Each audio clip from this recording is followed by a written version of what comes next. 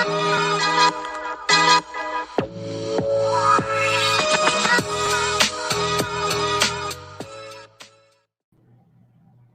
y'all, welcome back to the home of original sports perspective from our couch to yours. Thanks for tuning in. This is your host Jermaine Lockett, your couch writer Raven, and tonight we're gonna have some fun.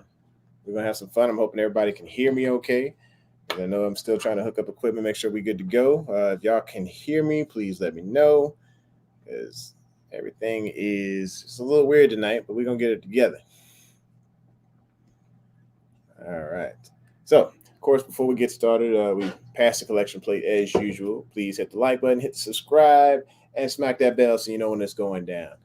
I wanted to just start off with giving a shout out. Shout out to the LBHT show. They helped your boy get to 800 subs tonight, 800 subscriptions, 800 subscribers. I am very, very thankful, very fortunate to have a team of friends. I like to call them friends because we look out for each other. So if you haven't actually subscribed to the Lunch Break Hot Take show, please look up LBHT or Lunch Break Hot Take on YouTube and subscribe to their channel as well. Because if you're subscribed here, you're going to get entertained there as well. Please do that. Hook them up. Tonight, we're going to have my guy, Kam Ru, on the show. It's going to be exciting. We're going to talk it up a little bit about some of the Ravens offseason priorities. We're going to just kind of go off the cuff a bit. If you got questions or concerns, please bring them to the front. We are looking forward to hearing your opinions about everything Ravens related. We're going to talk about his album a little bit. He's got an amazing uh, album. He's got a single hit right now called Freak Out. We'll get into that in just a second. Let me make sure he is ready to rock, ready to go. Hang on.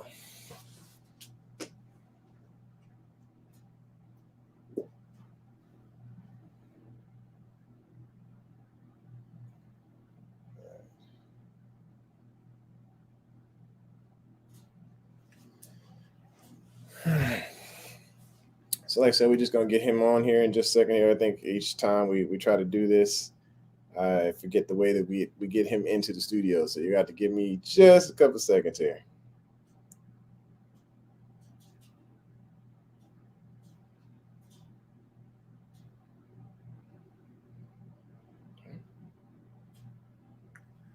Hey, thanks for coming into the room for the two of y'all. Hey, tell me who you are, where you're from, and we're gonna talk it. We'll talk this thing out. I got to get Kamroo in the room, so y'all just hang tight just for a second. I will get with you. Okay. I need to send him an email, and we're just going to get him in real quick.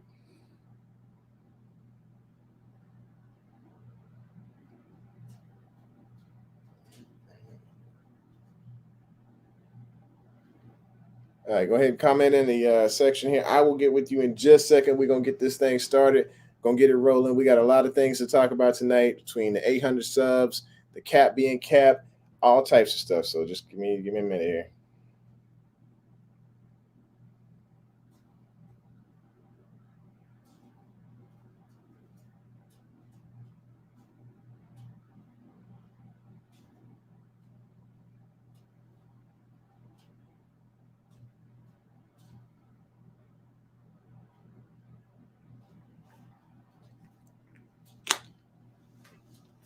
All right, here we go.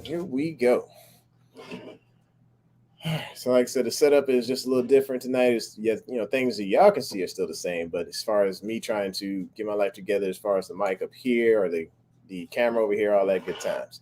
All right, so I wanted to say, hey, you know what? First of all, thanks for coming through, and also G-Ro is still here, so get over it. It's just going to happen. Tonight's show is brought to you by nobody, but if you got sponsors out there, please let me know. All right, so we're going to get right into it here. Like I said, I just want to thank y'all for the 800 subs tonight, and thank the Lunch Break Hot Take for hooking me up because they helped me get the rest of the way there. We're still trying to get that way to 1,000. We got to keep working. So if you see friends who need to see this, I appreciate y'all coming through.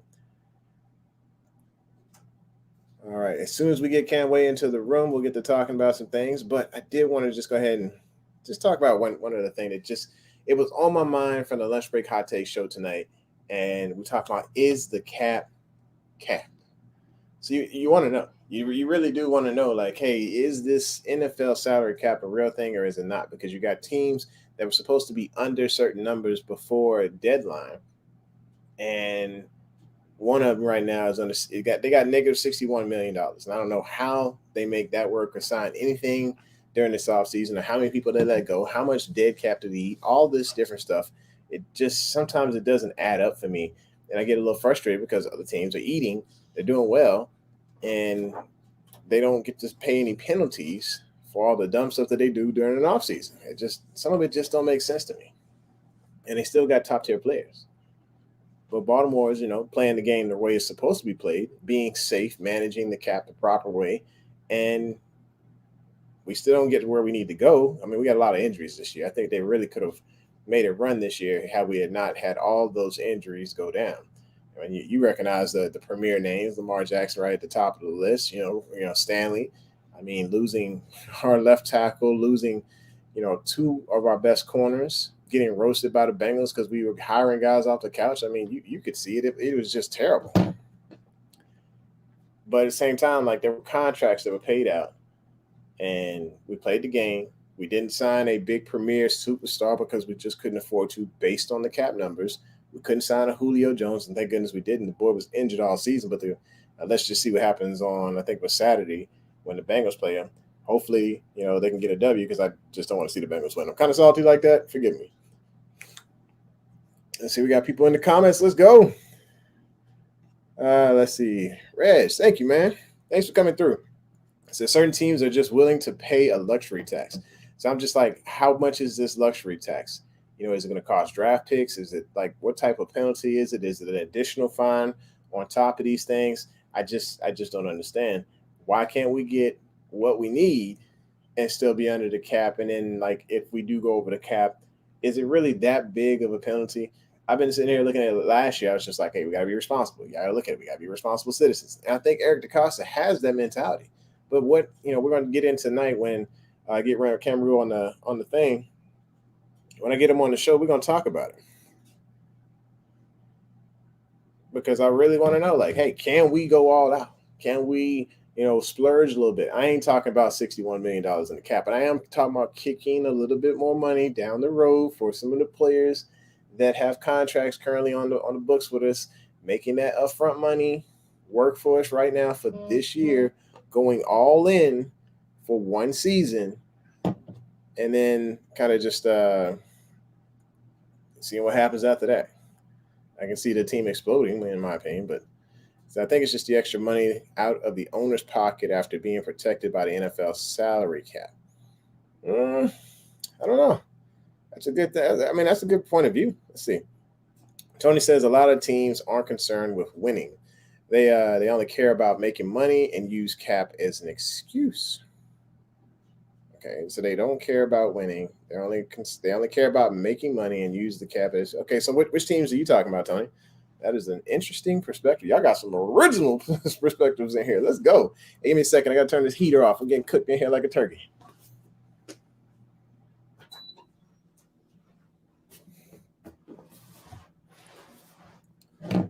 All right.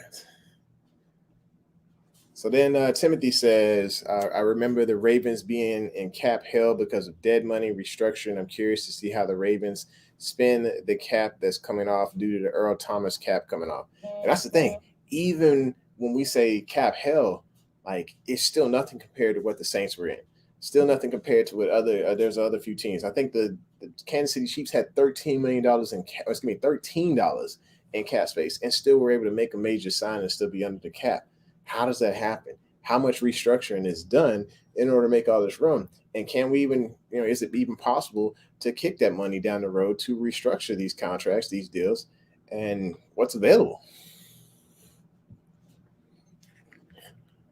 Trying to figure out where this guy is. He's just he's not showing up right now. But we got you guys in the room, so I'm excited to talk to each of you because y'all are bringing up some amazing points right now.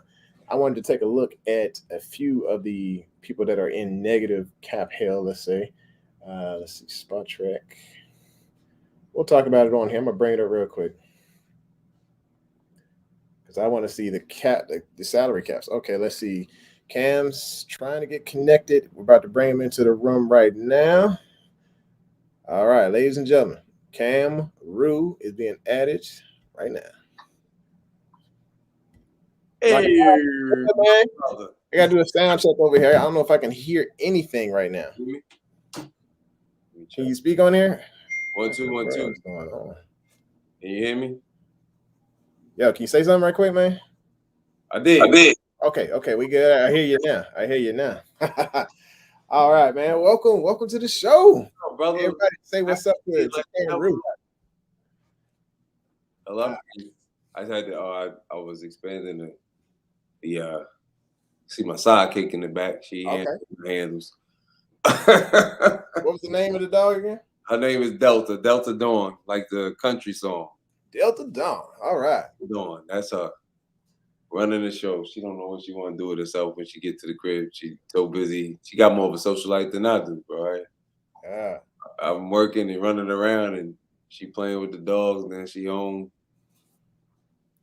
That's what's up? You got your gear on. I didn't even get a chance to throw it on this is one of my little. Hey, it's a little bit tight. Feel like it's shrunk in the dry or something. You know, I need to get back in the gym or something. Did you working out? Hey, let's call it that. There, yeah. We tell my wife, I'm like, hey, these things shrink. She said, no, they didn't. She's savage, man. She's savage. Anyway, we got some folks in here. They saying what's up. I think we got a couple of new folks because we just hit 800 subscribers tonight. Like I said, shout out to LBHT for helping us get there, and shout out for y'all new folks coming straight from Twitter. We really appreciate y'all coming through. It's a lot of love going on when it comes to Ravens Nation, and y'all are part of that. So thank you so much. Let's see. We got Cleopatra. She's in here. Let's see. She said, welcome. Big Red says... So it says going over the cap is a $5 million fine, as well as either a loss of contracts or loss of draft picks. So I wonder, like, what is your opinion on going over the cap as far as the cap being capped? Well, hopefully we won't never go over the cap. We always been pretty smart as far as how we use our money. So I don't think it's ever happened in Ravens history that we've gone on the cap. Am I correct? I think it's we've been close, but I don't think we have ever been like in the New Orleans Saints situation to where they have been like $61 million in the negative. And I wanted to just take a look at the cap tracker. I know now, we had 18 million. Right now. If we're able to sign, what I know, if we're able to sign, give Lamar that extension, that'll open up another 13. Yeah, and I think that's what I was seeing on the Ravens site. Like, hey, look, there's an opportunity to open up a little bit more. And get some things done. Can we do that? I mean, I don't know what the holdup is. He got to sign. I think LBHT brought up some good opinions. They were saying, hey, if he is going to sign, it's going to help us out. But why is he not signing? And I think that's a good point. Like, hey, why? What's the deal? Is he really thinking, he's saying hey, all the right things like, hey, Giro's my guy. I really appreciate him. Save me out of this, blah, blah, blah. But is he really behind Giro? Does he believe in his offensive line? I don't think that he's I don't think it's about that. I think honestly, I think that I lost you. I can't see you. But yeah. I'm here, man. I'm here. I lost you for a second. Yeah, I've been here the whole time. My phone keeps going. I'm sorry. Hold on. But yeah, I feel like I love the questions that got brought up. The things that got discussed in the last LBHT, because they did say, hey, are there things like the line? Is Lamar waiting on the line? Is he waiting on Hollywood to get his contract before he signs? Because that's what I was thinking too. That's what I was thinking before. I'm sorry. Hold on 1 second. You good? Yeah. I'm trying to shut this off. All right. All right. So we'll read some comments while we're waiting on this. It says, for the Ravens, the cap only matters when it comes to offense. I don't know what you're saying, Ravens online. Your gatekeepers, tell me what that means to you. So what was the question? What was the question? Let me put it back up there. It says, for the Ravens, the cap only matters when it comes to offense. Mm. In other words, we don't really bring in anybody unless it's on defense. That's majority. I mean, that's everybody's always been saying that about the Ravens, but it doesn't seem. I mean, if you look at it, I think we probably did the best job we had to do as far as like if we look at all the skill positions that we brought in through the draft via draft. Like we've done a good job, so I don't think we need to put our money towards towards the offense, unless you're talking about the line. But Yeah, I mean, this right now has been an anomaly. It's only happened twice, unfortunately. We have all these injuries, but nobody was thinking about that. You know what I mean? So I don't think it's. I don't know. I agree, and I agree to some extent. Like when it comes to defense, we bringing in somebody, but we've never been. I mean, we're much like, honesty, we're much like the Steelers. How often do you see them bringing in splash plays? I You think they're so good with developing with their own. At least I know over the years at the wide receiver position, they can always develop. And that's, before that wide receiver coach died, but they were really good at developing the wide receiver talent in-house. Let's see what B-Rez, he had a big old statement right here saying, he said it's huge, too much professional to say it publicly. He's referring to Lamar, that he wants G-Ro gone. So he's going to say the right things, but he may be holding back from signing until he knows they are going to do right by him. So I think there is some merit there. I do think when it comes to PR, Lamar seems to be smarter than his counterparts. He's smarter than, when it comes to B-Roll Brown, because I'm not calling him Hollywood anymore. When it comes to B-Roll Brown, Hold on. he's emotional, you know what I'm saying? And so he puts things on Twitter. I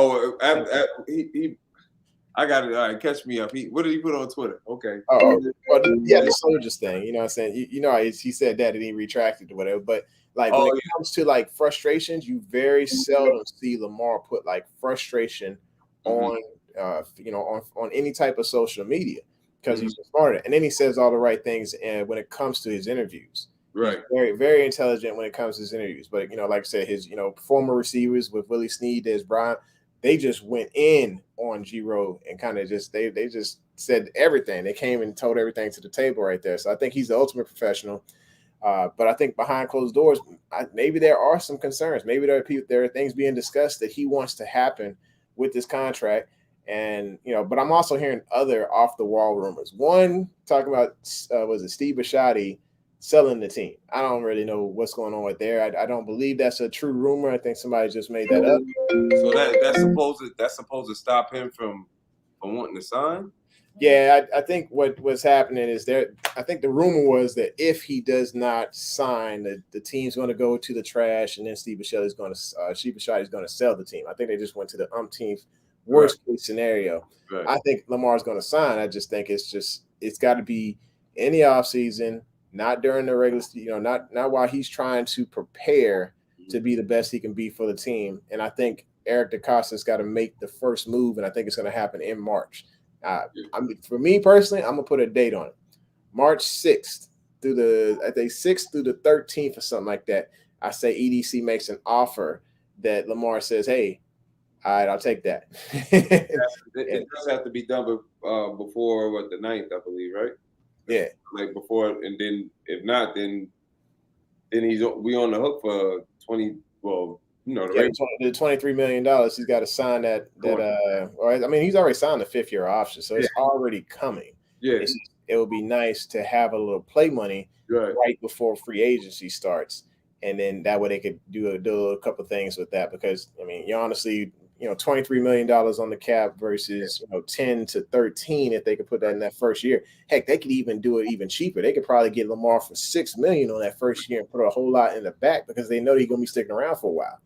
I think they could do a restructure before it even like hits them pretty bad in the back end. So this is where they could put that credit card out there and say, hey, let's throw some things down the road. Do you think they're trying to? Because I heard it. We don't know how true this is. That there was a couple of offers and he turned them down. Mm-hmm. Now I did think about, Hollywood. I thought he wanted to see how they're gonna do his friend before they do, because some people have been on the line of saying I don't think he deserves a fifth-year option. I think he does. I'm talking about Hollywood. What are you talking about, B-roll? Yeah. I think he deserves his fifth-year option. He's been, progressing each year.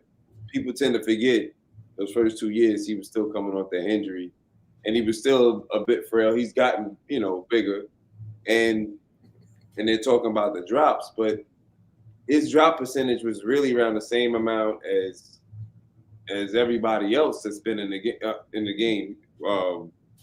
Cooper Kupp had more drops.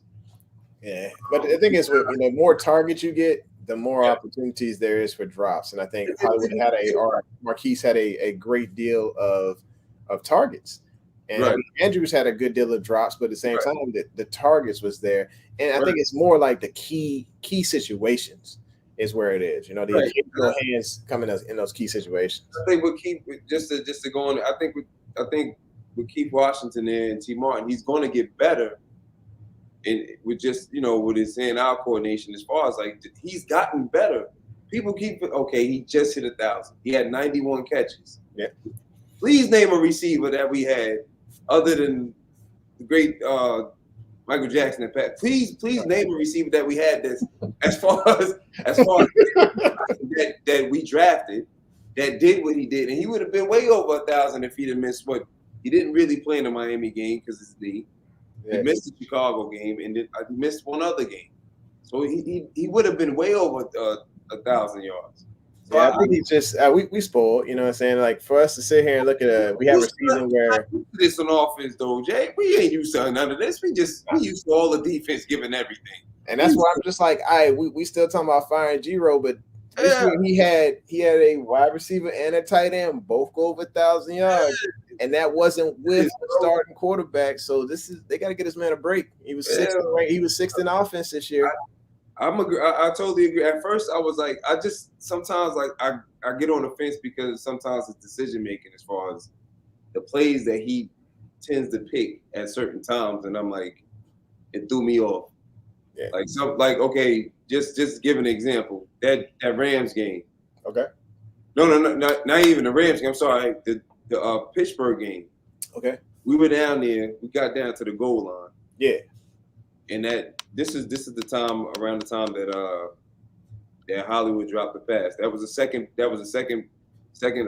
down play, right?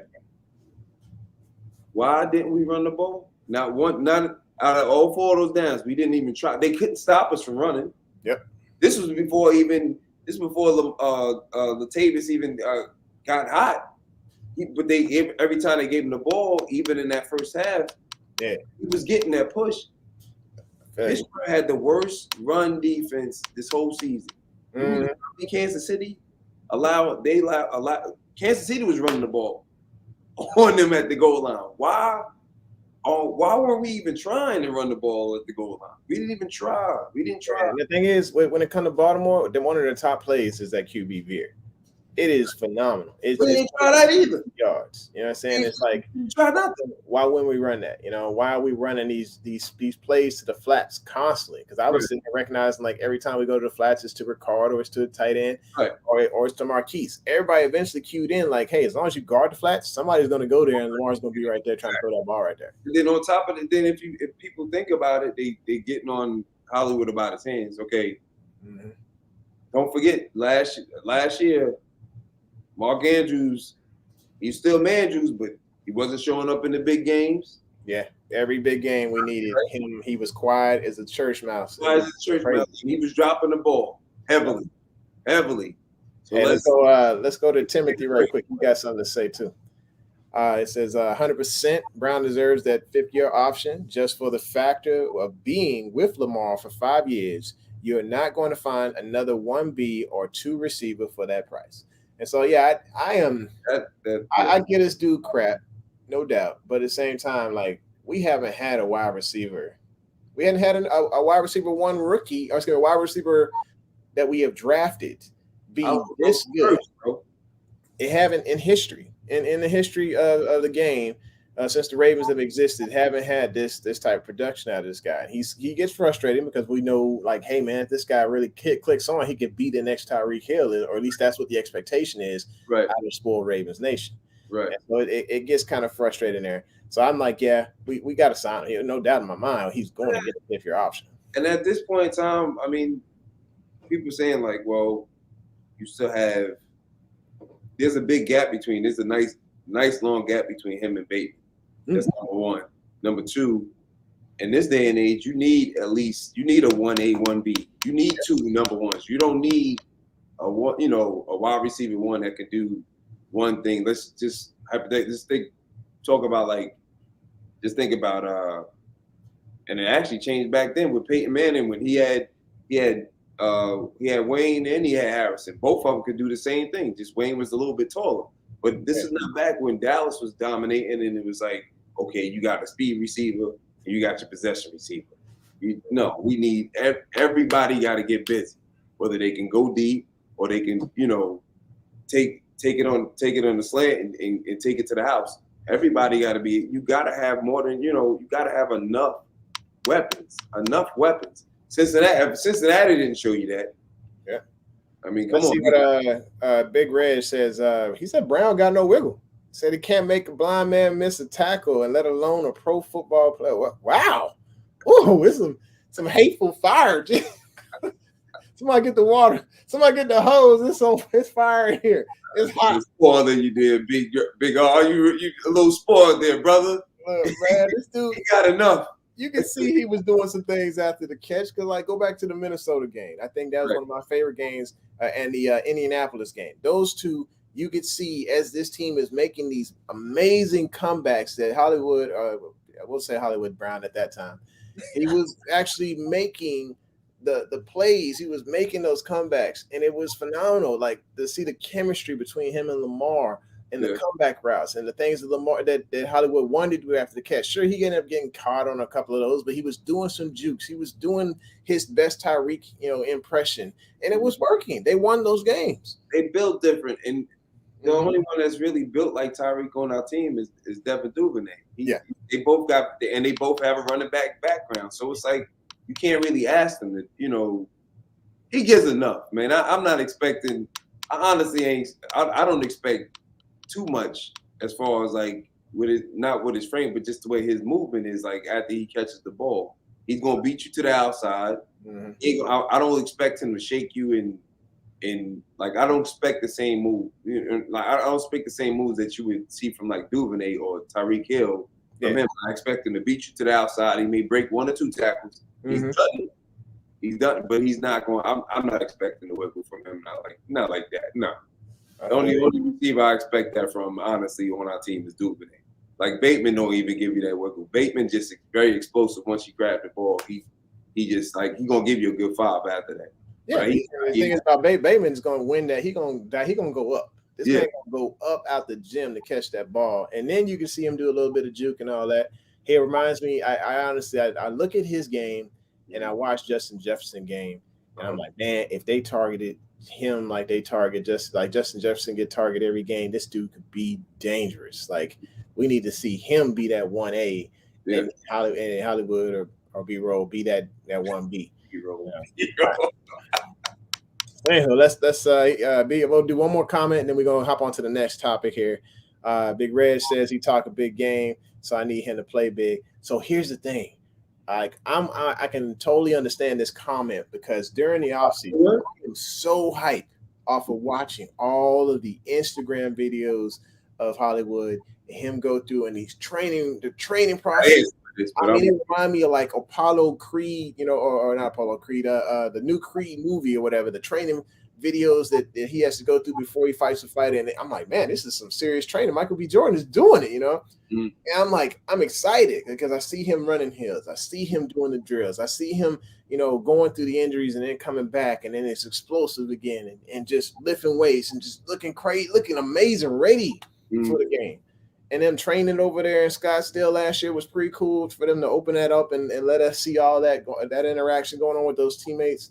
That was cool. I just need to see it translate to the field. Hold on. I'm about to answer that for you and Big R right now. Rookie year, when we got to the playoffs, who showed up? Hollywood. Okay. Let's move forward. Second year. That's not the only big game he showed up in. But second year, right? Yeah. When we played Tennessee again, Yeah. who showed up? Yeah, that was This is him. the playoffs now. We just talking playoffs. I'm not even talking about regular season. I'm just talking playoffs. Yeah, right? they call him playoff Hollywood. I mean, he can do it in the playoff. We just need to see it, consistently. He was showing up during some games in the regular season. Yeah. In the second, I figure a couple out, but he was showing up in a few of the regular season. At one point in time, he was the only receiver scoring against Pittsburgh. I think other than Miles scored one time. Yeah. I remember he got that touchdown from Trace McSorley. Right. Then he caught that one where it looked like he was getting dumped on his head after he jumped in the end zone. He jumped over Fitzpatrick, wasn't he? 23. Oh, Hayden? Pittsburgh. It was Hayden, right? Hayden is Hayden, right? Yeah. Joe Hayden, he jumped over Joe Hayden. That's when he almost hurt his ankle. All right. Now let's this year. Yeah. Before everything. He still was showing up. I don't care if it's his best friend or he hate him. Yeah, I think they need to hang out at some more gas stations this offseason. That's all I'm saying. That chemistry need to go through the roof. All right, let's get it going, man. We got to go over here. So this next topic, the topic is, let's say the cap is cap. Mm-hmm. What would you bring in based on the free agents out there right now if the cap was full on cap and let's just say we had an extra $60 million laying around under a mattress in the cap and Roger said, hey, make it rain? What would we do? You give me a day? Huh? I'm getting Jackson. Okay. Back from New England as a free agent. Okay. They already say he on the radar. Yeah. How much his contract do you think that's going to be a year? Because right now, like, if let's say we sign back all those free agents, that are not all the free agents, I'll say a couple of them. I had a list. I really pray that we get Bozeman back because I want. Yeah. So I was thinking, we get Bozeman back for $5 million a year. We say we get Deshaun Elliott. Let's say it's $6 million a year, so that's $11 million out of the cap gone. LJ Fort, for $1 million, or that's an option where we can just draft his replacement. Let's say we can do not Justin Houston. We're gonna say no. Jimmy. Let's say we get Jimmy back for like veteran minimum, and so that'll put us at about $14.5 million a year. That way we don't have to sign all this other stuff like Campbell, Williams, Watkins, Ricard, Houston, Board, Ellis, Murray, McPhee, Freeman, AA. His contract gonna be too much. So that leaves us about 14.5. What do you think JC will actually come into Baltimore for? Well, can we backtrack a little bit? I don't think we're gonna get Joker. I really, really feel like we're gonna go into. This is my hope and dream. I really think that we need to go in the draft and find a ball hawk. I think Geno Stone is a decent. I think he's the only real free safety that we have. I know Brandon C is your boy. I love him to death, but I think he still needs to develop. This is really only his third year playing defense. Mm-hmm. 2 years he played corner. I think they should let him develop and allow him to play the role that Jimmy played. Right? So if the cap is cap, I'd rather have Calais back because he does apply some pressure, but he also is teaching the young guys, and we need that leadership. Like we haven't had that leadership on defense since Suggs left. You know what I mean? Yeah, Timothy says he wants Jordan Hicks to play next to Pat Queen. I think that's kind of what his wish list is. That would be nice. That'd be nice. So I had a few. Yeah, I really think Queen. Well, Queen he graded out. I think at a 90, playing staying at the weak side. So keep him. As long as he's at the wheel. Him sitting at the mic, it just wasn't there for him because it required a little bit more patience, more thought, and then of course him having to wrap up after the catch. He's another player that needs to. He hadn't played linebacker that long. He only played linebacker for a year. Yeah, he was a running back going to LSU. So he had 9 games as a starter at LSU, but ultimately, it was just because somebody got injured. He came in and, of course, took over and never, released the reins of that position. Yeah. PDC got a trend, man. He booking on smarts and talent. He not really booking on if you play that position. Yeah. Ciaran Addict says, I think Malik is going to step it up this season. I hope so. I like Malik. I think they're moving him to outside though. To outside, I think he is better on the inside because he's that thunderous hitter, and it makes running backs think like, hey, this is that guy who's gonna bring the thunder through the middle, and I feel like he's more intimidating on the inside than he is like I like Queen on the outside. Like you stick Queen on the outside, this dude will love blitzing all day.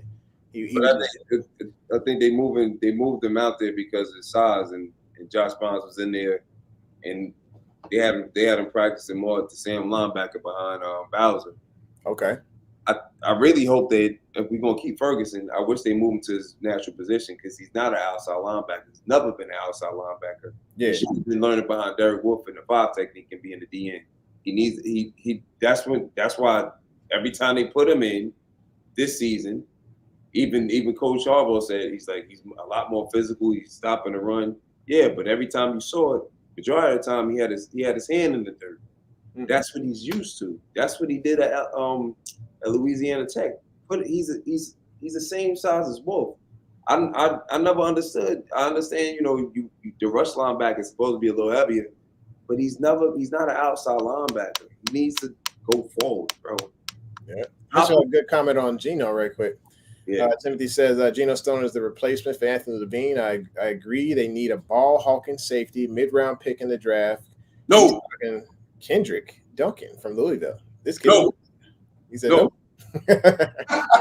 So why? My wish list. I got my wish list. Let me pull my wish list up. Yeah. Let me pull up my wish list. All right. So let me finish. Let me go back here right quick. So Nate Solder was one of my free agency wish lists for if the cap, cap is cap or whatever. Yeah. I think if we could get him for like $15 million a year. Maybe backload some of that money, this year make it a little bit cheaper on us, and then next year kind of, bump it up again because we'll get that TV deal. Bring him in, solidify the line. I know there's a ton of options, and I did a post today about the offensive lineman and what would be the ideal situation going forward for Baltimore. But I feel like, if we were able to get in Nate Solder, that'd be key. And then, of course, Devontae Adams, the obvious option there for – I know his number is extremely high, but we're talking about, hey, if the cap is cap. The cap is cap. Yeah. $20 million a year. That's like, hey, baby. Go ahead. I'm listening. And then let's see here. Chandler Jones. I was thinking, all right, well, he's almost 32. Yeah. But bring him in for about $11 million a year. He still has those veteran pass moves, and I think it would be like an upgrade to what Justin Houston was for the Ravens. And then Stephon Gilmore, of course. I think, bringing him over from Carolina because he was over there. He's a free agent now. I don't know what his number would be, but I still think he's got that talent to be one of the top-tier corners in the league. Tyrann Mathieu, $15 million a year. We need that ball walking safety. Stephon, I thought they gave him a contract. From what I was looking at on Spot Track just a couple minutes ago, looks like he will be a free agent. But if he signed one, cool. But if he's not, hey, bring him on over. Yeah. Yeah. And then the final piece that I was thinking that the Ravens need, and this one is a former Raven and now Super Bowl champion, Ryan Jensen. We need that little bad redhead back over here, man. Bring him back over. I love his attitude. I always like his attitude because you need somebody nasty on the line, man. I really hope we sign Bozeman back. I'm gonna be honest with you, man. I mean, he played, I think, for his first year playing center. Yeah, we had no issues. We had no botched snaps like McCarr. I'm just saying. Yeah. He had one or two. He had two. One in the Rams game and one in the Pittsburgh game. I was like, when it happened, I was like, this is all bad luck, bro. And then Bowser got hurt. I was like, it's just this game was the story of our season right there. Mm-hmm. Injuries, everything. It was like all bad. It was just like the biggest nightmare of a season this year I've ever seen. It's just like everything that could go wrong went wrong. Yeah, it bad. So let's see here. Some people have some opinions on Solder. Said we don't want Solder because of how bad the Giants' O-line was in 2018 and 19 at left tackle, and it gives me AV flashbacks. I got the Alejandro. He having nightmares about Alejandro. Solder used to being with Tom. Tom was like 3 seconds, boom. That short passing game was like remember that's when that's how he made his money. Same thing with Trent Brown. Trent Brown went to Oakland. He wasn't performing the same way he was when he was with Tom in New England. Yeah, and that's because Tom is decisive. He knows. Boom, boom, boom. yeah. And the thing is, we don't have guys that are decisive right now. I mean, Right. 50, Lamar 50 made you some money. So the way he moved, the way he made Orlando Brown some money. He made yeah, he did. he made Ronnie Stanley an All Pro. I mean, But the thing is, I look at that game, and I look at his game in 2020. And I look at his game now. He's holding the ball almost like a good second and a half longer than he was previously. And I'm wondering if that's because they didn't. I think we talked about this before. They changed the play call, and they changed because once the zero blitz hit them with Miami, it was like, okay, we got to switch some things. But they didn't start to switch it until the game against Pittsburgh. That last drive. I kind of miss. I mean, you know what? They had the zero blitz. Yeah. I think there's a full-on answer to the zero blitz, and it's from the 2019 season and the 2020 season. Right. All he had to do was continue to put somebody in motion. That drags one of those players away from that side of the ball, and you stick back to the ground game. Right. You know, you can beat that zero blitz, no problem with that. Or there's mesh. This is why I don't blame. I really don't blame all of it on Lamar. I blame a lot of it on the play calling, because if you look at the play calling, I was watching. Shout out to Sip Talley. I was watching. He did a comparison on the play calling for Tyler Huntley and for Lamar. Everything was deep, regardless if it was a blitz or not. Yeah. Except one play. They only called one quick pass for him. One time he hit Lamar. Hit Lamar. Excuse me. He hit Hollywood. That was it. That was the only short pass that it was called. Everything else was like he got to hold the ball because he got to wait for everybody, and there was no like every now and then you had the running back have Freeman swing out the backfield. Only time that only that one time when he got blown up. I think when I look at Tom Brady's game, and I see, let's just say they tried that zero blitz on him. When you go back to his New England days, he had like 2 or 3 outs to that. So he had the skinny seams over the top to the Gronk. Right. 2, he had the out route to the running back. 3, he had a wheel route to the route, or a drag or slant going on when it came to the interior slot receiver. And I think mesh was there. I think like Lamar just needed to see those things. Right. And I don't think he saw it. I don't think he saw it. And then when he did see the slant, Sammy fumbles the ball, and then of course the rest is history. I'm saying even after that, like even those plays, they look at the play call itself. They just even switched. Even with Josh Johnson, everything was quick. Yeah. They didn't really do that with Lamar unless he was running like the 4-minute offense. Like the time when he scored against Pittsburgh, everything was quick. Yeah, I think that's the only way that you won't get people off you, and then that would have opened up the big play. Yeah, and I think some of that's on Lamar, because I mean, like I said, he used to hold that ball. Yeah, some of it's on Lamar, but a lot of times he's holding it because he got to wait for somebody to get open, and then they want to take Hollywood out because he was killing everybody at the beginning of the season. Yeah, he was over the top. That play, just like that play that Tyler threw when he threw the pick against the Rams, right? Yeah. If that was Lamar, and it's funny because he had time. Tyler didn't have to rush that pass. Yeah, that was a horrible decision by him.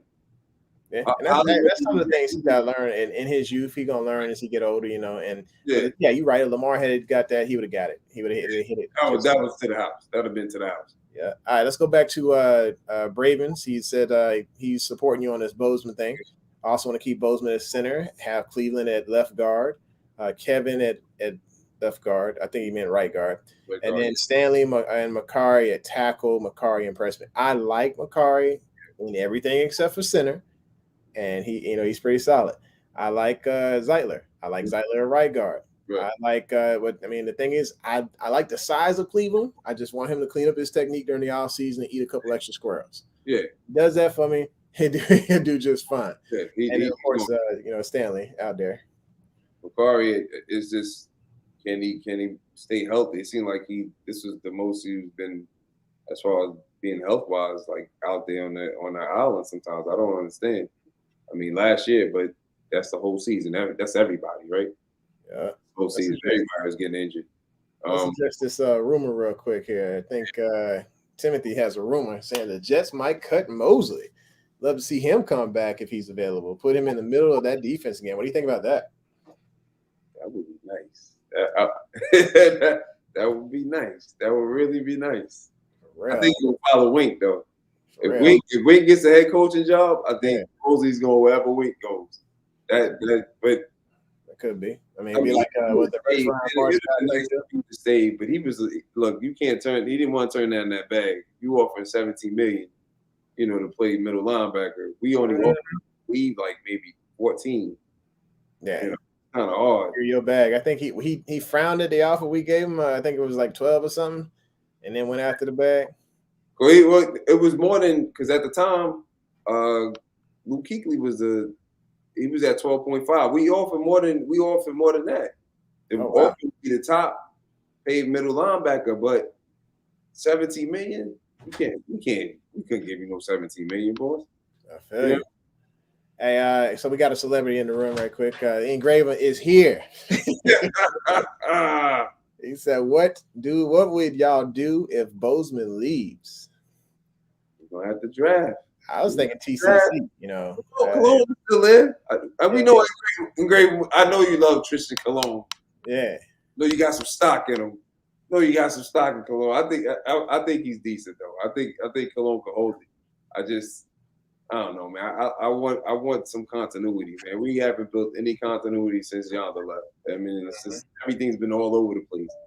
Yeah. So like said, Mosley, or Braven says Mosley and Queen would be great, but the problem would be a cap hit. I think once you get that big time contract, that second contract, you're kind of like a little bit more humble, and you're like, all right, let's go get this ring.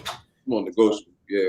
Yeah, I think he still want to be. If you want to be back, that's especially if he whether he's cut or a free agent, if you want to be back at that's what it's going to boil down to. Yeah, it's like, hey, you want that ring? Darrelle Reeves did it. He took a full pay cut because I think it was the Jets. He was wanting money from big time, and then he went and got the ring. Took that discount to go to New England. Yeah, he didn't like the system over there. I think he was on I Am Athlete the other day, going off about their system. Gets the ring, goes back and signs for $40 million with the Jets, and then completely career just explodes on itself. And but it was like he got his money, he got his ring. He got paid twice. Remember, he got paid at Tampa too. Yeah, he tore his ACL, so he got paid. He knew how to negotiate. He got paid. He just didn't know that system. That system over there was completely different than anything he's ever done. And I think that's where he struggled at. Let's go back over here. B. Reg says Bozeman leaves, then Linderman might be there at 14 to draft as a replacement, but TCC is the other option. I think if Linderman goes, it will not be that high. It cannot be the 14th overall pick, to be honest. Linderman from where? He coming out of, I want to say, Iowa. He's about 6'3", 290 pounds. I mean, only Mel Kiper has him marked to us. Everyone else has him marked in the top 10. Linderman's a top 10? They have him marked in the top 10. That's the thing. I've been seeing all these mocks, and they just so all over the place. I could not. Look.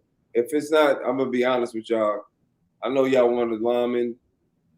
We have 10 picks.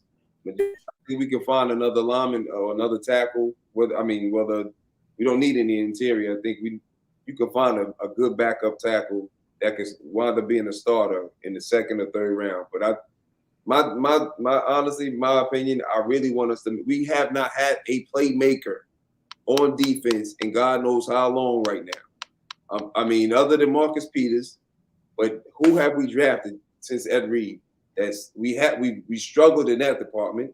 We don't have anybody. If we get another corner, that looks good. But at the end of the day, I really think we need a ball hawk. We need a true safety. And I feel you.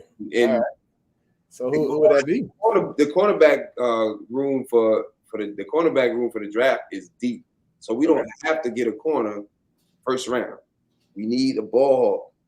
Everybody say it with me. We messed up and we didn't get Jawan James. We need a ball hawk. Say it with me. We need a ball hawk. We need a ball hawk. All right. So I was thinking, like, I don't know. I was kind of just doing a little dreaming as far as the draft goes. And I miss the mentality of drafting best player available, not necessarily based on need, the Ozzie Newsome type of mentality of let's fill all these off-season priorities prior to the draft so that we can go in there and do what we want to do. And with that said, of course, with the Ozzie Newsome mentality, there's a player that as soon as I looked at the tape, he leapt off the tape. And I mean, he was phenomenal. And I'm going to say some words about him before I say who this is.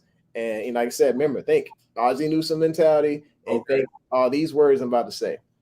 Full on train wreck when he hits you. A soul snatcher. It feels like he did something illegal when he hits you. He can cover tight ends. 6'2", 232 pounds, Christian Harris, number 8 for Alabama. Like, watch the tape on this guy. He the one. He the real one. he's a monster. He's a monster. So I'm like, hey, chips aside, all the needs we want, but when it comes to all the needs we want, put them aside and go after Christian Harris because he could change the whole face of the defense. Have you watched Kyle Hamilton? Did you watch Kyle Hamilton? Nah.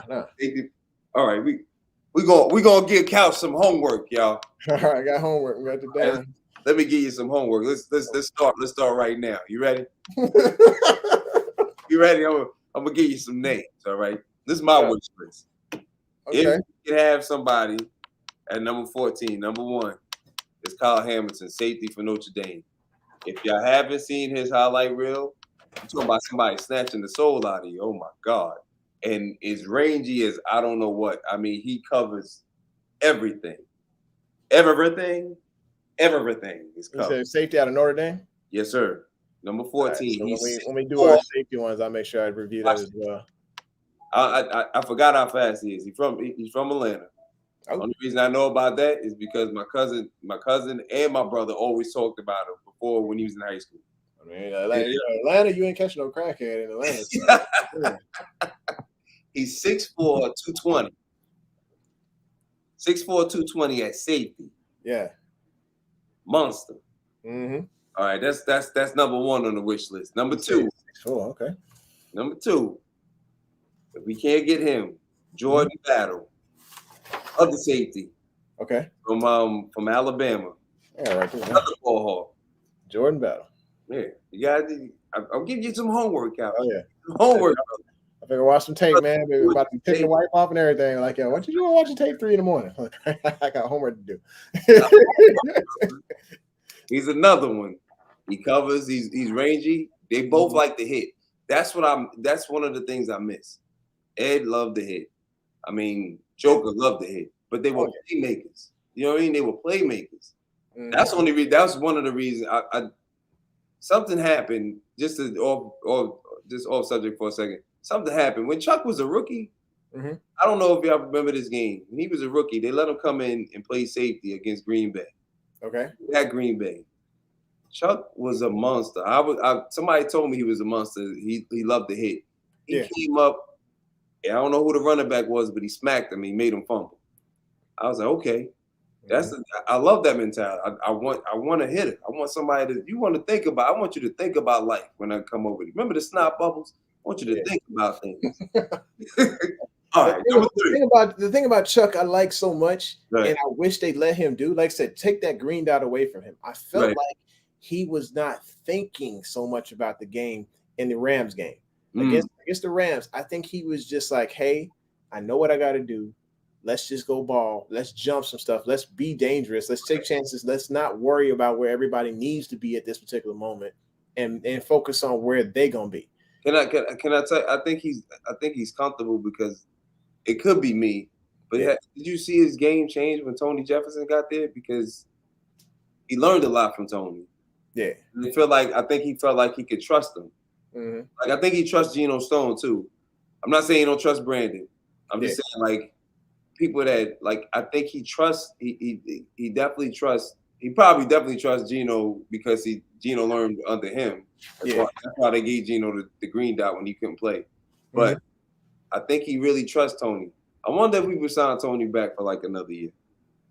Yeah, I mean I can see that. I mean why not? You know, like, hey, this guy brings veteran leadership. It's not signing too many old guys back. It's just, one He's veteran only that 29. teaches them how to run things back there. He's only going to be 20. He'll only be 29 when the season starts. So he still got some miles left. All right, let's get back to the homework. Hold on. All right, hang on. Just I think there's a lot of comments we missed on here. Okay, I'm sorry. Show these folks some love for coming to see us. All right, so Timothy Gilbert says Cam Daxton Hill from Michigan, and for all you ball hawking safeties, got the Harbaugh connection. Yeah, I like that. Let's see. He don't tackle like Kyle. Kyle is a monster. Yep, and here it is. Somebody just said Cal Hamilton is a top 5 pick. Yeah, he is. He said Mike covers 2/3 of the earth. He got the rest, right? He said Water covers the 2/3 of the earth. Hamilton covers the rest. Oh my goodness, shuts down the middle of the field. That would be lovely to see as a Raven. So he made one play against Florida State. They were playing the cover 2. He was on the right side of the field. All right. He ran all the way to the left side. When the ball was in the air, he was at the left hash mark. Oh my God. Covered. The ball went all the way to the sideline. Yeah. He covered that. He covered all of that real estate and made a pick with the toe drag swag. Ooh. With the toe drag swag. Come on, man. Somebody. All right, get back to it. Let me get back to it. Hold on. All right. So he says, not a big fan of Jordan Battle. He does. Jordan Battle does remind me of the Joker because he'll try to take your head off. Okay. He'll try to take your head off. But I think his ball skills are better. Let's see. Reg has something here. He says, Timothy, you're going to love Brandon Joseph. He's replacing Kyle Hamilton next year. Check out some tape for him. He's got more range than Kyle to me. Okay. A lot of people, you know who they comparing him to? Who that? The late, great Sean Taylor. Oh, wow. The comparison, man, that's a huge comparison. That's huge to live up to right there. Man. That's Ingraven says, I think they'll sign TJ for sure. I just like him there because he's just one of those guys who was loyal to the Ravens all the way through, was looking forward to the opportunity to come back, and then he came back and shined immediately. I'm giving you some homework too, Ingraven. Better look at Kyle Hamilton. Jordan Battle. Hold on, let me get one more before you get to the other comments. All right. Okay. Defensive lineman. I'm sure you watched the championship game. Oh, yeah. Yeah, it was so much speed in that game. So much speed, so much power. I was just like, dude, if we just get one of these like players out of the draft. I mean, on either side of the ball, we was balling. The end. Trayvon Walker. He declared for the draft. Okay. 290. Do you see him cover? He tracked down the running back. I don't know number 4's name. I can't remember. The running back from Alabama. Yeah. He had 6 sacks this year. Mm-hmm. He's 290, 6'5". If we can bring Calais back for one more year so these jokers can learn from him, just learn from this brother. Learn from him. Because certain things you just can't. His body may not be able to do, but he can pass down the knowledge. That's what I loved about Justin Houston. The fact that he was helping OA and he was helping Dalen Hayes and all the outside linebackers. Yeah, he was teaching technique, because the thing is as the mind gets better, the body gets weaker. But at the same time, when you pass that knowledge on, they get that advantage later on. They get it earlier than they did. That's Trayvon Walker, defensive lineman. Of course, if we can't get him, I'm good with Sauce. I like Sauce Gardner. I just not. My thing is that he's not a playmaker. He's a cover corner. He'll shut you down, but I don't see him making too many picks. Well, the guy I wanted to see was it Robert McCrary? Huh? I thought Robert McCrary out of Auburn was pretty solid. This dude's like 6 foot, 190.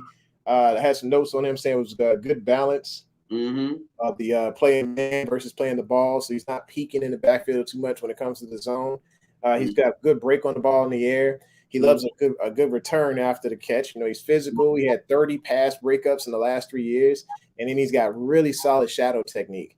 I think his biggest issue, of course, is that ball hawk mentality or whatever. Sometimes he's jumping things based off of instinct. That could be good. It could be bad also. I mean, look at the Cowboys safety Diggs, or excuse me, the corner Diggs over there.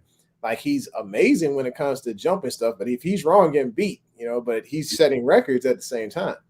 The thing about Diggs that people don't realize is that he gets caught. If the man leaves him, instead of him trying to keep his eyes on his man, he'll automatically turn to the quarterback. I don't know about his technique. Like, I like Diggs as a player. I think he's going to be a phenomenal corner. I think he lost his technique from when he was at Alabama. Because to me, at Alabama, he was more handsy, especially playing man-to-man. And now I like him tracking that ball down. I mean, he was going stride for stride and being able to track it. Yeah, if you shooting that 9 or that post, he's with you. But if you coming across the you know what I mean, like I think I want to say it was either Debo or another receiver that came across, and he was with him. As soon as he made a cut, like Diggs, instead of staying with him, he looked to the back. He looked back at Jimmy. Stay with your man, especially if he got you by like 3 yards. Stay with your man. Then he lost track of the guy. He's trying to make a play, man. And sometimes that catch you. Like, you get caught with your pants down, you get beat big. Yeah. All right. So let's go over here. So this is what I wanted to bring up because there's a lot of fans that in Baltimore is just not a fan of bringing another Elam. It's the same thing. I was like, I think we had enough Elams. I think even though he's nice, Yeah, I mean, even when I looked at like Elam's tape, the other Elam, he who shall not be named. I look at his tape when he came out, and I was like, okay, he all right. But I was like a bigger fan of the Jonathan Cyprian and all those other cats that came out when he came out. Not necessarily Elam, but this guy. I mean, he looks better. I just don't know if they're gonna take that shot after they got heartbroken last time. What do you think about if we can't get Sauce? I like Trent McDuffie from Washington. Okay, he's a good corner. He's 5'11". He's not he's about to, but he's a thumper. Yeah, he's going and he's the ball's in the air. It's his. Like that's how. That's the thing. When it comes to size, now I'm not even like I ain't saying I ain't too worried about it, but I mean when you're looking at Tavon Young, he's sitting on the outside. The year that we lost all of our corners, and he was going toe to toe with Dez Bryant until it got to the red zone. So I mean, he could still, and sometimes this year he was playing on the outside and was still able to basically deter quarterbacks away from throwing his way because of his technique. Mm-hmm. So I say, 5'11", I rock with you. He's not going to win 100% of the time, but what corner does? And right. Many times he's going to get mossed, but the majority of the time, like if the opportunity is there to make a play on the ball, he's going to do it. Mm-hmm. And 2 more. Jordan Davis, Georgia, nose tackle, D tackle, the big boy that takes up all the space. 6'6", 340. We got an original opinion here. Check this out. So, we didn't use Matt Elam properly when we drafted. That was coaching. Oh, that was on coaching. That was on no. Big. We about to put you in timeout, big. That was not on coaching. Come on, Slim. No. Oh my gosh! You just put down our new D coordinator. That's gonna be. I think the back coach named Horton. I got if Wink leave, he's gonna be the new D coordinator. He's been teaching technique forever. Come on, goodness. Man. No, I think Elam just was a dud. He was a dud. Man, we're gonna have to take your card. You may not be a Raven. Here's another one here. Joby. Is it Joby or Armored Davis from Alabama will be solid outside corners. What are you thinking about those Alabama corners? Are they coming? I don't think they're coming out. I think they're staying. He's young. I think they're only sophomores. That's one of the reasons why Georgia whooped them. Well, they ain't really whoop them, but that's why they beat him. Half of that team is young, man. Ooh, Ingravenvids, he endorsed him on the Elam joint. What? Oh, okay. He plays soccer. No. Big Red is right. Hold up. What's going on, man? I have to check that. I thought he was a safety. I think we got to take a look at it, but I really think Elam. He was a safety player. Can you chime him in? Chime him in. Can you bring Ingraven in? So I think I can get him the link. Let's see here. So You got to talk about your business. If he got a moment, we can go ahead and get him in. Must be over there playing with the dog, talking crazy. Let me get him over here. All right, so Ingraven, go ahead and follow this right quick. We need you to explain. Please chime in. Explain yourself on this here. We need to hear how you. I don't know. I don't know. Maybe it's just the bias. Maybe he was just that bad at that position because of the coaching. It just did not feel like a great fit. Every year, I kept thinking him and Michael Campanaro need to be working in Albertsons or something because they were just that bad. Terrence Brooks at one time, I liked Terrence Brooks more than I liked Elam. Oh yeah, I loved it. I love Terrence Brooks. He was playing fast as he got more into the system, but Elam just looked like it looked like he was lost. Like I don't know. Let's see. Could be wrong.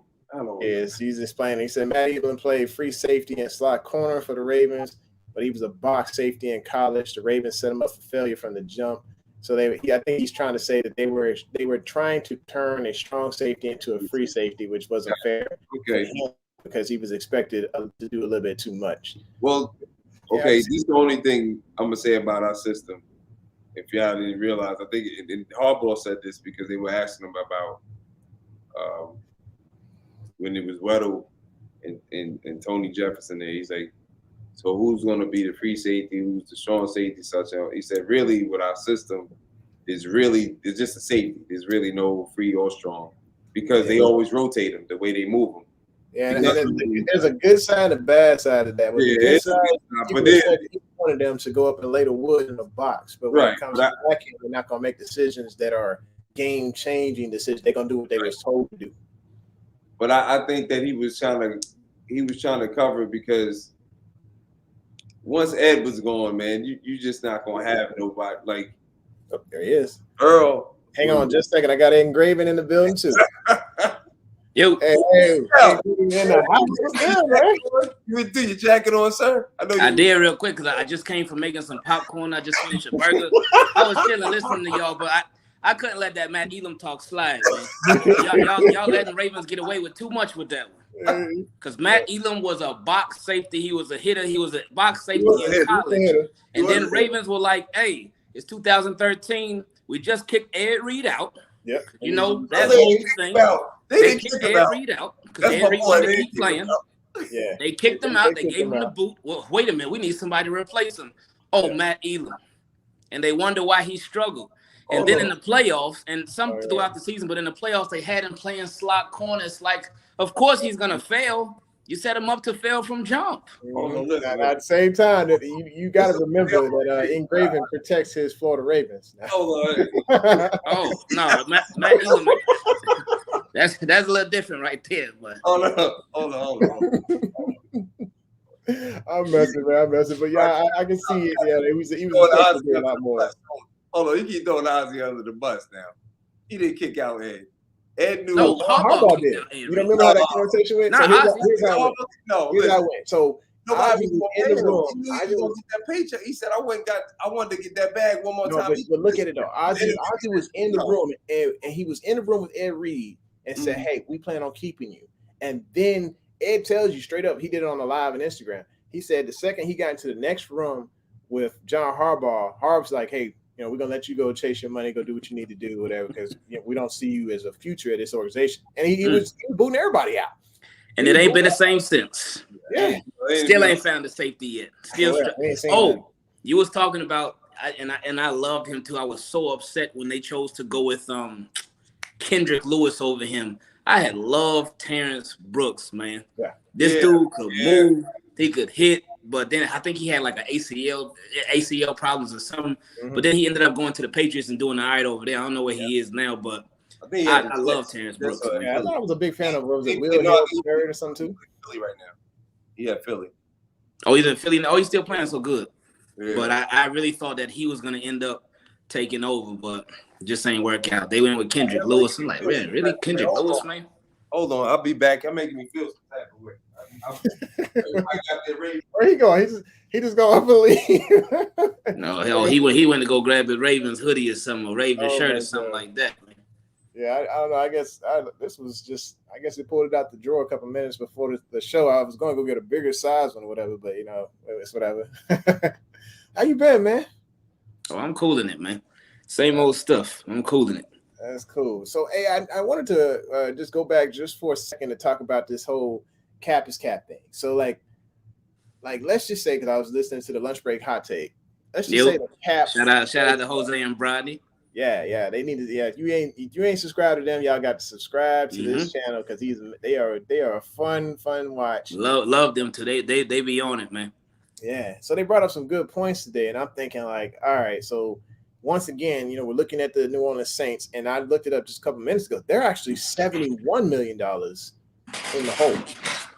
$71 million in the hole. I'm like, I ain't never seen. They must be some like bad, United States Air Force airmen that just came out of basic training that don't know how to manage money, and they just go with the payday loans all the time. But and they don't recognize how bad what they're doing is. Hang on, let me bring Cam back. So this dude here, man. Yeah, you go. You know what I mean? You got the shirt back on. You good? Hold on. Make sure my name on the back. Okay. Good. Okay. First on the back, got my old high school college number. I'm good. All right, so we were going back to the whole cap is cap situation. And, so how is it like, okay, if we could, let's say, go not completely Saint stupid, I'm saying, but if we could do a little craziness, what would you ultimately spend on to bring here to make this team better? I would say somebody like I like the CJ Mosley idea. I just don't know. I mean, none of us know except CJ Mosley if he would really be open to even coming back though. Because some people, depending on who they are, if they've been in a situation before and they've done their thing there and they've done a good job there and they moved on to better place, or that it wasn't a better place because the Jets was rough. But if they moved on, a lot of people look at coming back like, oh, I'm going backwards in life. I'm trying to progress. But I don't know his thought process, so I can't say. But I would like CJ Mosley back. That'd be nice. But if not CJ Mosley, a Bobby Wagner, I think that would be nice. I feel like it would be sort of a temporary situation. I don't think it would be the long-term thing, but it would be good enough for now because you can tell that the Ravens, they've tried with young linebackers and it hasn't been working for them. Yeah. CJ Mosley left after the 2018 season. Lamar Jackson's rookie year. And then we tried with Peanut and Kenny Young. They end up calling Josh Bynes and LJ Fort. Then we drafted Patrick Queen and Malik Harrison. So then this year they tried. They were like, all right, it's time. Patrick Queen and Malik Harrison time. They tried. They end up calling Josh Bynes back again. Yep. So they obviously don't have it at inside linebacker right now. I wish LJ Fort when it got hurt because I like what LJ Fort brought next to Pat Queen. That was the balance that was needed right there. Yeah, I man. don't think they would have called Josh Bynes back if LJ was still there. I think that we got to remember, CJ was ushered in. Remember, he was ushered in with Darryl Smith, I think. Yeah, with Darryl Smith. So he played the weak side for 2 years. Yeah, and he was a Pro Bowler both of those years. And then he was like, "Okay, you ready to take over?" And he was ready. But again, this is what I was saying about earlier with EDC. No, EDC. He's been taking. I'm just saying, as far as the players that have been drafted, he's been looking at more. I guess I don't know his mind frame, just in my head. Like, think about him and Brandon Stevens, like the athlete, where he's looking at, okay, the ceiling could be super high if he can continue to grow, because neither one of them have played defense, especially in the complex team like we have at that amount of time. Like, I don't, and it's no knock on Brandon at all, because I just think that if we develop a more like a corner safety opposed to just keeping him back there, because we know he can hit, but playing that in that space and you're not used to playing in that space, it's a lot easier from my experience. It's a lot easier to start and play corner opposed to playing in open space when you got to see everything, because now your vision is different. You think about a point guard, right? You here. But if you over there and you just a shooter, you understand what I'm saying? Right. And that's the difference. Like, he has to learn the game. Like, if he was already playing corner in college, and then they were like, "Yo, we gonna move you over," there would be a lot more. You know, it would be easy. I think, in my opinion, it'd be a little bit easier to develop him to make him understand. Okay, this is where I gotta be. But you mean to tell me you went from UCLA, you playing running back? They won't let you play corner there. So SMU, the competition is not the same. You went to play corner. So develop him as that corner and slide him. Like, he should have been, if it was up to me, I would have had him right behind Jimmy the whole time. You're the same size. Jimmy plays a little bit of safety. He plays corner. Learn everything you can, and then we'll slide you over. Like, he has 4 years. He doesn't have to be rushed into, playing safety. If during the preseason when he played, remember they had him everywhere. He's on nickel, safety, playing in the box. He's on the outside. Regular season, they had him on a lot of different places. And I think he showed that versatility. I think he's going to be a great player coming forward. Yeah, Stevens, that is, and I think he was challenged, and he really stepped up to the challenge. So I'm looking forward for year 2 for this guy. Yeah, I think with the Ravens, and I know it's different because one is real life and one is a video game, but a lot of the same rules can be applied. A lot of times when I'm playing Madden, I play in my franchise mode. And say, for instance, I draft a wide receiver. For any wide receiver that I draft, the first thing I look at is their speed. If their speed is like a 92 or lower, I'm like, no, you can't play wide receiver for me. So what I do with a lot of them, especially if they're tall, I will flip them to tight end because they don't have everything that I want in a wide receiver. But I'm like, you know what? I want to try to get everything that I can out of them on my team since I drafted them. And you know what? I go ahead and flip them and turn them to a tight end. So maybe with the Ravens allows you to do that because I think in most of the leagues that I was in, you couldn't flip them outside the defense. Oh well, this just me playing my own franchise, not with nobody else, because I ain't trying to go by nobody else's rules and hear none of that. Oh, you cheating? No, don't want to hear it. But what the Ravens seem to have done with Brandon Stevens, like he's running back, then he switched to cornerback. And now for literally his first year in the league, like you mentioned, this complex defense, he flips to safety. And it's like they had going into this year, obviously before the injuries and stuff, they had a lot of corners. So maybe it seemed like they were like, you know what? We see some potential in him as a corner, but maybe we also see that he might be able to make that flip to safety. And if we get a head start on this thing, maybe this thing can work. And as the season did go along, he got more and more comfortable. Yeah. He did get better. I just don't see him as like, I'm not going into next season. I'd rather draft a safety that's sort of like, I think we might have got a steal with Geno Stone if they decide to bring him back for another year. I think somebody brought up a comment about Arian Washington as well. I think that was Darius here. Well, I think it's Darius. Yeah. I think what they were trying to groom a Darius for is to play the slot corner, right? I think they were trying to groom him for that. I mean, he can still play, being that he's going to be off the ball a lot. It would be really great for him. Big R. And again, Brandon Stevens gonna be one of those guys gonna end up being good at all things. Okay, we can agree with that. We can definitely agree with that. But isn't that everybody on Ravens defense? That's true. Everybody on Ravens defense, because you have to do so much. You have to do this. You got to do that. You got to do so many different things. Jack of all trades, master of nothing. Yeah.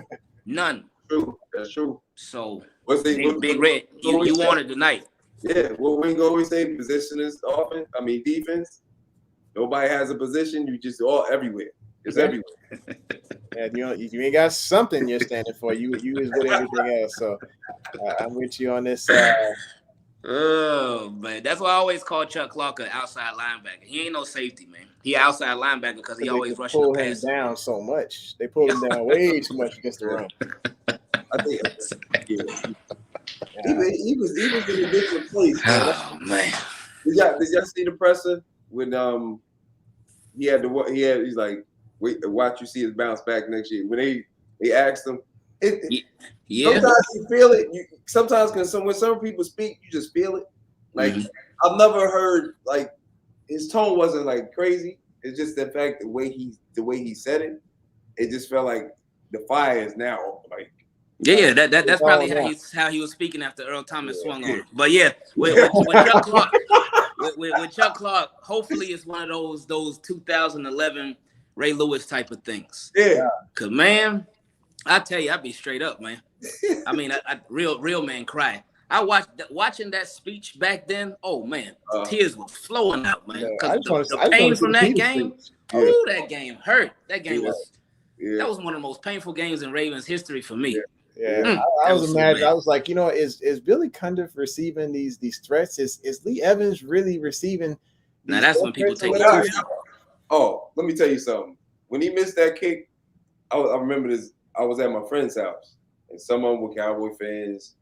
A couple of Giants fans came in, and my cousin was there. He's a Green Bay fan. When I tell you I paused, they was checking on me because after that happened, I didn't speak the rest of the. I was just like, looking at TV.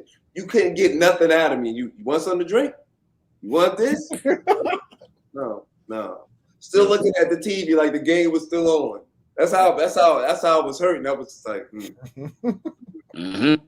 Then when Ray Lewis gave that speech, we talked about we'll be back. We gotta do what we gotta do to come back. He said, Joe Flacco, you played your behind off. Of course, that's the team keep it clean version. But then they came back the very next year. We tried to anyway. now the Ravens, they weren't that close this year as they were in 2011, but we'll see. I just want to see Marcus Peters, say, "Hey, I said we ain't done yet." When he hit him with that, I was like, I want to see that on the Ravens because he hit him with the Rams. I want to hear that we ain't done yet. Come here strong. So here we go. We got there was a couple other things I think I wanted to talk about. So Lamar's contract, I think, was the biggest thing that I wanted to talk about. Like, why is he not signed? I was so confused. I think, in my opinion, I think the Ravens are really trying to see what they're going to be doing moving forward with really the direction of this team. John Harbaugh, he's also not signed. He's on the last year of his deal too. So I think that the Ravens are just they really just want. I think everybody's on not a hot seat, but there's pressure on a lot of people right now. More like a prove it, more like a prove it season, or yes and no, because they like Lamar proved it this season again. Like y'all can't do this thing without him. Yeah, he does have some improving to do for sure though. He ain't the perfect quarterback. Yeah. But what's crazy and what's so scary about Lamar Jackson is that he was in that slump. He was having some little ugly games he had a little ugly stretch, but they were still winning. And the Ravens, they were first in the AFC. So just imagine when he got right. Imagine when he started fixing them little issues. Imagine when he started playing like the Lamar Jackson that we've been spoiled by for a long time. Well, not too long. It's only been a couple of years, but still. For the Ravens to, like, who how's it a game where you throw 4 interceptions and y'all win? That don't make no kind of sense, man. That makes no kind of sense. 4 interceptions and y'all won? Like, what? I say, I don't think nobody did that since I can't remember, since like 2014 or something like that, or was it? I don't even know, man. That was bad. that was crazy. Yeah. But I just really think the Ravens, like I said, I think they're trying to see the direction that the team is going and just really like taking a deep dive into everything, every possibility, just to see where everything can go when they're healthy. So I just think they want to get to the point where it's no excuses, even though there shouldn't be none in anyway, but they want to get to the point where it's no excuses for anybody and everybody got exactly what they need and everybody is put in the right position to have the most success that they could possibly have and then reevaluate from there. I feel you. Big Reg coming through with some more. He said, with Harbs and LJ relationship, is there a chance that if Harbs goes, he takes LJ with him? If LJ was to leave, anybody would take LJ with him. But I just don't. Anything is possible, but I don't see the Ravens because Baltimore will go crazy, man. Oh yeah, I think that's the rumors about the rumors swirling about the franchise being sold and all that stuff. That's Florida what will go crazy too. Yeah, I Let me think tell that you was. how long have you been looking for an offense? How long? Forever. We've never had anyone just hands down talent, just him alone. He was already the best quarterback we ever had in his second year. Like, how long has it been? Like, we've been everybody. Don't get me wrong. I love our defense. I love the fact that we're a defensive mentality. That's our mentality. But he brought that to our offense because we weren't being, aggressive. We weren't attacking. Even when they were running the ball his rookie year, we went 7-1. Mm-hmm. The defense was the defense loved him so much. Like, man, it's special just to watch him. And it makes you want to go out and play. I remember they interviewed him. He said that. He said he make you want to go out and play hard. Yeah, you want to be up for this guy. Yeah. Yeah. So how long you just can't. I would hope that if Hawks decided to retire, I hope it was because he's retiring. I want him to bow grace. We had this conversation. No new hotness, Ingraven. No new hotness. No new hotness. So you said you want Harbaugh to retire? No, I said if he does, if he did. Because okay. I didn't even know it was his last year on his contract. That was new information for me. So I'm glad you said that. I didn't know he was at his last year.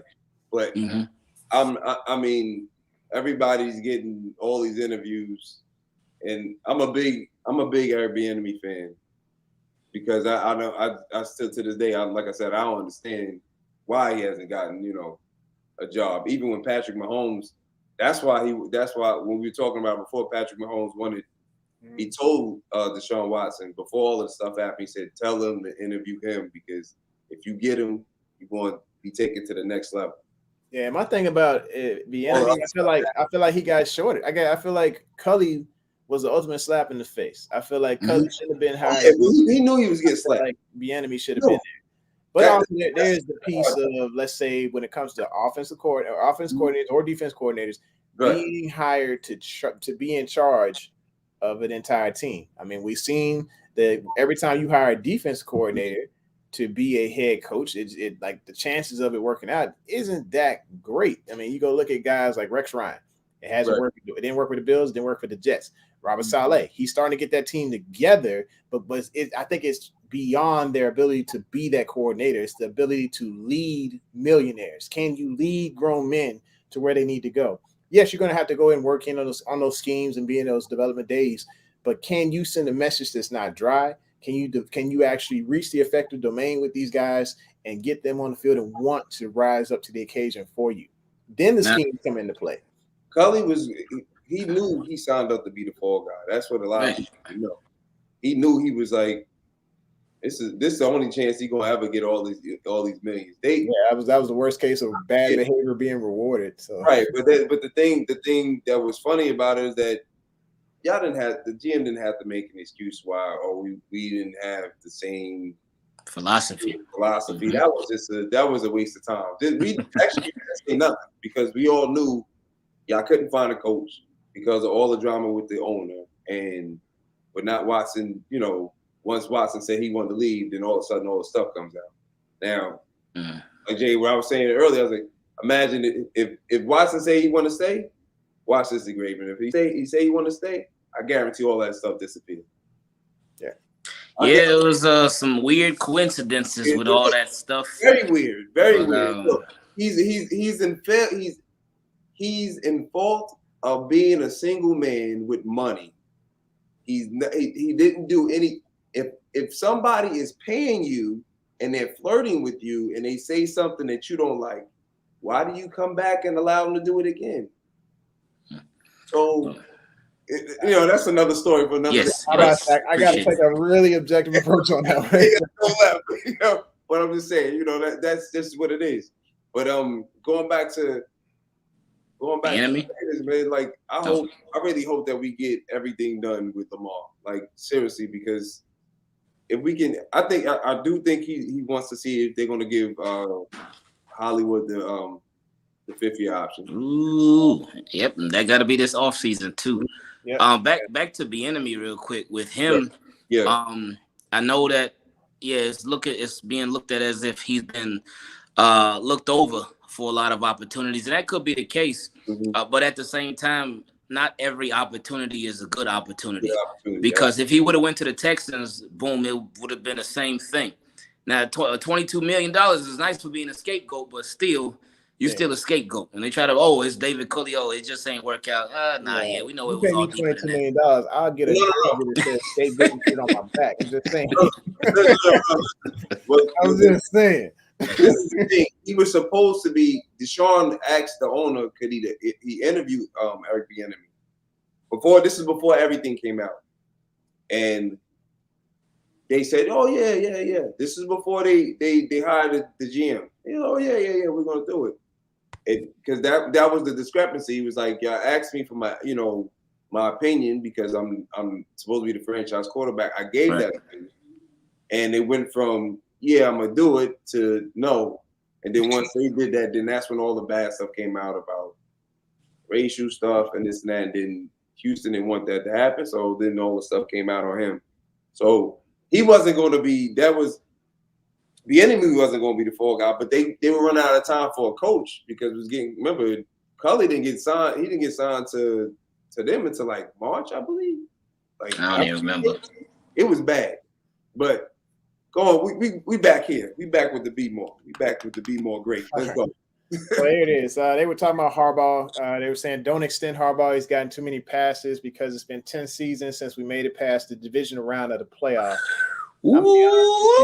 I completely disagree with this take. If Harbaugh gets fired, let's say tomorrow, he gets a job within an hour. Yes. But what would that have to do with the Ravens though?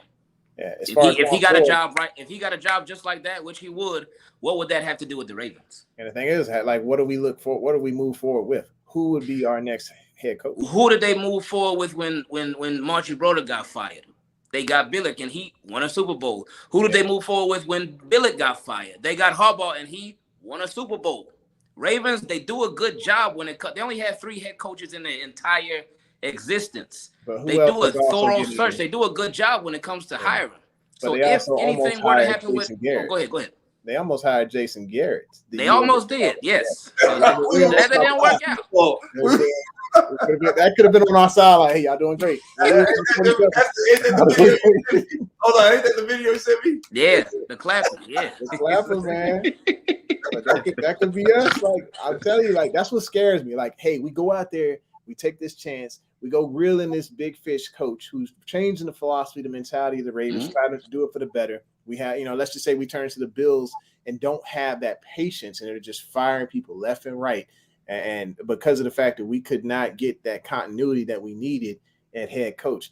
And honestly, ownership. John, he brings that. He brings that continuity or whatever. For years, like, we've been making the playoffs. We've only had 2 losing seasons since he's been in or something like that. Or like, I want to say, yeah. And so it's like, hey, look at other franchises right now. They got turnstiles at the coaching position. John is a staple for this team, and I think he needs to fire one coordinator or the other. You can't fire both at the same time or like that. But look at the scheme. But what's going to happen if he fires a coordinator? Fires a coordinator. Let's say he brings in somebody. I know they're talking about people have been talking about T, and T did his thing with USC. So I would actually be excited to see what offensive schemes he brought in with that, because he did coach up Sam Darnold to championship where I think they put up like 50, almost like plus 40 points or something like that. He got him to some like big time college honors, whether it be all team and all that. But like, I feel like T would bring some good things to the table. But I honestly, what would it all look like together with Lamar, because Lamar and Darnold are 2 different quarterbacks. So I would like to see what it would look like. But honestly, like, I would be scared. I would be nervous about what the future would look like. What do you want them to do moving forward? What do you think the best approach for the Ravens is? Me, I think just give the wide receiver coaches a little bit more of the voice when it comes to the passing scheme. Allow them to work with Roman. Still keep Roman there, because Roman does do some things well on the ground that maximizes what Lamar can do. Keep Roman, but allow Martin and Williams to have a bigger voice in that room. Do you think if Roman were to leave, that the run game would fall off? Yes. Really? Yeah, I think it would. I think we have a good stable of running backs, but at the same Mhm. time, if you're not running it the way that he has it set up, as far as the read option, which I think he really took in those consultants from the Navy, and then looked at the game tape from back in the day, or looked at his schemes when he was working with the 49ers and when he was working with Buffalo. I really think he did well with those schemes and how they're all set up as far as the ground game. Now the passing attack, yeah, he needed, like I said, just simply let the T Martin and let Keith Williams handle business. But like for the running part, I really loved what he brings to the table. And the thing is I've also seen the slump of those quarterbacks. Like once they left, I was in love with Tyrod Taylor when he was in Buffalo, and the night that he puts up 37 points, the offense puts up 37 points. Roman gets fired. Tyrod Taylor's performance from that point went down. Colin Kaepernick, Roman leaves there. Performance goes down into the knee. I mean, it was all the way up until that point. Like Giro was doing his thing. If I got to give Giro credit where credit is due.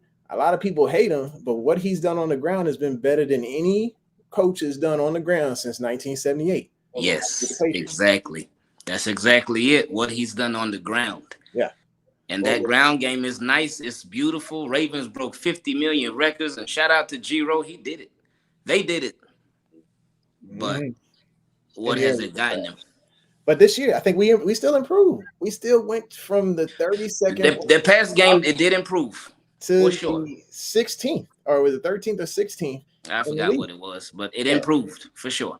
Yeah, and it's like without the injuries, where are we at? We're probably better. I feel like we should go ahead and do Nintendo, blow the cartridge out, hit the reset button or whatever, and make sure the thing is right,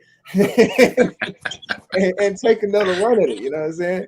No, and it's looking like that's what they're gonna do. Because if they would, I feel like if they were gonna get rid of somebody, especially Giro or whoever, they would have done it by now. Or I would have think they would have done it by now. Because I mean, Seahawks, they just fired their defensive coordinator yesterday. But I feel like Ravens, they would have made whatever move announcement by now. I'm still waiting on whatever the press conference is gonna be. I'm waiting on something, like something. Let us know something. They're just sitting there. But I mean, yeah, we'll see. I do think that everybody's gonna sort of be given that injury pass to be like, all right, y'all, if everybody was hurt, come back next year. Let's try to run it back, see what happens, and then go from there. Yeah, like week 7, okay, fire him.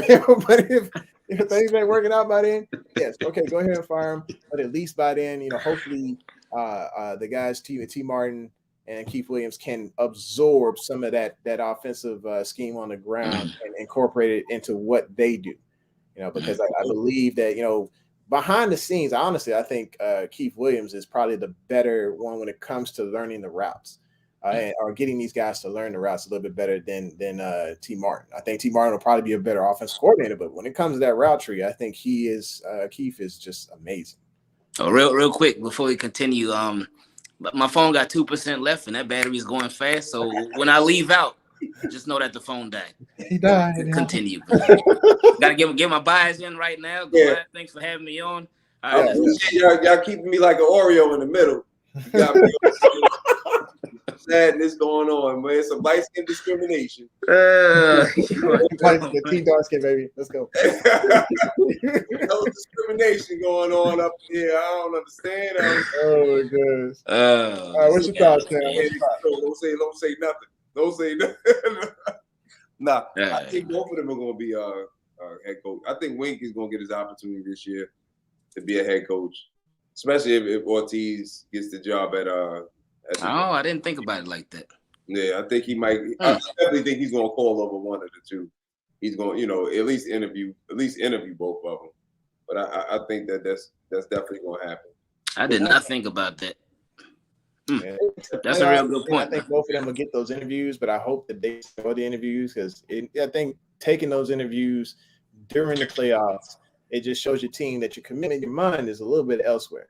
You only got so many days to prepare for a game, and taking an interview elsewhere for another job, your mind is on that other job. You ain't with the team right now. Yeah, well, they trying to be nice about it and doing it like on a Friday, I believe. Like if your game is on Sunday, they trying to do it on Friday, give them the day off. All right, but it is tough though. It is tough. I'm out. This is getting boring. Are you serious right now? This dude. Oh my gosh.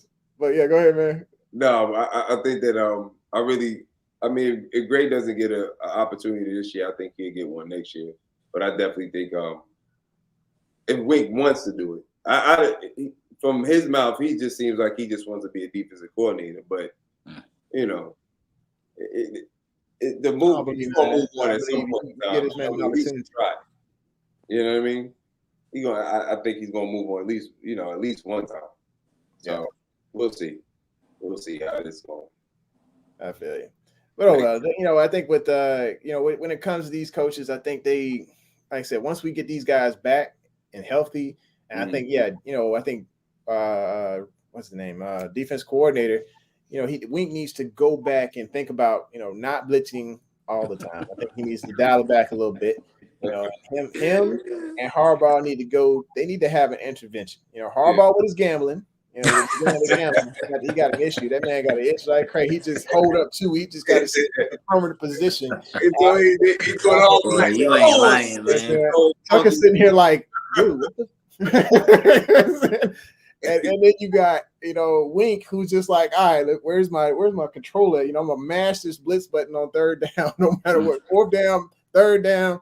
Let's just keep hitting it, spamming the heck out of this blitz. But I swear, if both of them could just dial it back just a little bit, with the percentage of going forward and the percentage of blitzing, and maybe just whip in a little bit more of the smarter zone blitzing versus the man blitzing, I think some things can work a little bit better for the offense and for the defense and for the team as a whole. And of course, just all your starters out there. You have half your starters playing on the back end. You only got one starter left. You got everybody's backup. You got to simmer down just a little bit. Right. Simmer down. Like I'm trying to get a job. You put me as to do what? I got to do what? You blitzing me now? Yeah. So Wink needs to let people play for what their strengths are. Yeah. And the same with Roman. I think, I think that's a good thought. 100%. Agree with that all day, man. Let me ask you a question. We got $18 million right now in cap space, right? Just if we can go ahead and get Lamar gets signed, we open up that. That's gonna give us some space, right? What do you think? What do y'all think the needs are as far as free agency is going to be concerned? Forget the draft. Let's not even go to the draft. We don't went there. I gave y'all homework. I don't even think Ingraven took down this homework. We can talk about that later, sir. Look, I'll go first. Let me get Devontae. I'm gonna just go. I know it's not a need. Parker. I know it's not a need, but I mean Devontae Adams. Okay. Well, you just gonna go there, huh? I'm saying, look, y'all said bring out the credit card. Let's just. I said, like, hey, you bring the best wide receiver right now in the game. And have him on the side of either Hollywood or Bateman, or maybe just all three, a combination. That would be nasty. That would be filthy. Yeah. Look, I guess then if that happens, I guess nobody else will complain about us not putting any money behind the offense ever. Yeah, it will hush completely. And the thing is, what if you do like a backloaded contract for this guy? I mean, his number right now is $24 million a year. You want to keep him around for the long term because he is a very talented wide receiver. Let's just say they did a deal of, let's say, $13-14 million a year, $13-14 million for the first year, and then backload some money on the back end of that contract because the escalator for the wide receiver is going to go up anyway because of Hopkins' contract. And I think that the number right now for the market is $24 million. But let's say you do that deal, like I said, we cash in for the Super Bowl this current year. You backload this contract, $14 million this year, and then add that extra $10 million to the next contract. So 1 year is going to hurt. It's going to hurt. It's going to be big. But you get that, you get your Super Bowl out the way, and then we go ahead and take that New Orleans dive. Guys, that ain't gonna happen though. I know. Wherever A-Rod goes, Devontae going. Yeah, I mean, Devontae did say that his contract and wherever he goes, he said it's not contingent on A-Rod, but I find that kind of hard to believe. Exactly. He already got his big bag, right? He already got the big bag, right? Aaron Rodgers? Devontae. No. He ain't got a big bag yet? Okay, then that's a problem. We can't sign him then. We can't sign him because he won't get the big bag. Because this is second contract coming up. Yeah, because Nuke got that 29 mil. Devontae gonna want that money. His agent probably right now on the phone hanging up on people when they even mention that number that ain't around 29 mil. Like, nope. This is second contract, right? This is second contract. It's gonna be his second contract, yeah. But this time around, he the best receiver in the game. First time around, he wasn't the best receiver in the game. No. His first contract is his rookie deal. So his rookie deal coming up. So this is his second contract where he get to make the most money he ever made in his life. How long? Yeah, so that third contract is where you get humble. You're like, all right, I'll go ahead and I'll take the less money for the ring. I thought that was what he was on, but I guess that's not it. No. He didn't. What's this? This is 7 years right now, though. When did Devontae come in? You sure? Yeah, he's definitely been in the league for a minute. We'll pull up his numbers. I think he's been in. Oh, there you go. Huh? Well, oh, Ingraven gone. Ingraven gone. All right. Maybe not. He's still up there. Yeah, still. If he popped back in, it'd probably be because he hopped on the computer real quick. Let me look up Devontae's numbers real quick, man, because he's been in the league for at least 7 years, 6-7 years, I think. Devontae Adams spot track. I think he came in. How long? Well, he's on his. Okay, he's on his humble deal because he got a $58 million contract. This was a 4-year, $58 million deal, and his third deal. He signed that in 2018, right? 18, yeah.